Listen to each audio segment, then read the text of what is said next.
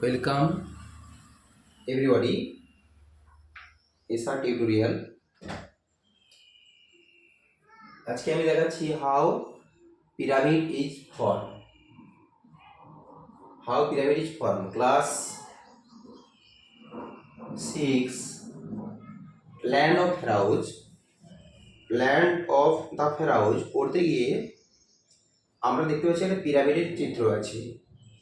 এই পিরামিড চিত্রটাকে এই চিত্রটা থেকে কীভাবে পিরামিড তৈরি করা হবে, আমরা সহজে কীভাবে পিরামিড জানতে পারবো। এখানে বেশ কিছু জাম্বল ওয়ার্ডগুলো দেওয়া আছে। এই জাম্বল ওয়ার্ডগুলোকে সঠিক করে সাজাতে হবে। 1 2 3 4 5 6 7 পর্যন্ত দেওয়া রয়েছে। পি ইউ থেকে প্রথমটা কিছু নেই, পি ইউ থেকে উল্টো দিকে থেকে করতে হবে আপ, ওয়াই ও বি থেকে উল্টে করতে হবে বি ও ওয়াই, আর আই এ পি থেকে আমাকে করতে হবে পি এ আই আর, এরপর থাকে A I N D A I D I D N I, এখান থেকে করতে হবে I N D I India. এরপরে ছিল 5 নম্বরে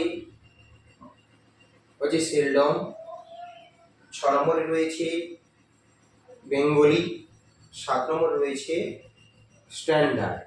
তাহলে আমরা দেখলাম ওয়ার্ডগুলোকে সাজিয়ে নিলাম। তাহলে এখন পিরামিড যে চিত্রটি, এই পিরামিড থেকে কিভাবে পিরামিড শব্দটা আসবে, আমাকে কি করতে হবে না, প্রথম থেকে শেষ পর্যন্ত এখান থেকে শেষের যে ওয়ার্ডটি রয়েছে প্রত্যেকটা লেটারগুলোকে একসঙ্গে যুক্ত করতে হবে।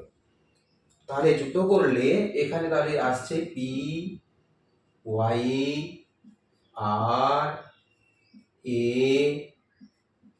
এম আই, পরে আসছে ডি, তাহলে হয়ে গেল পিরামিড।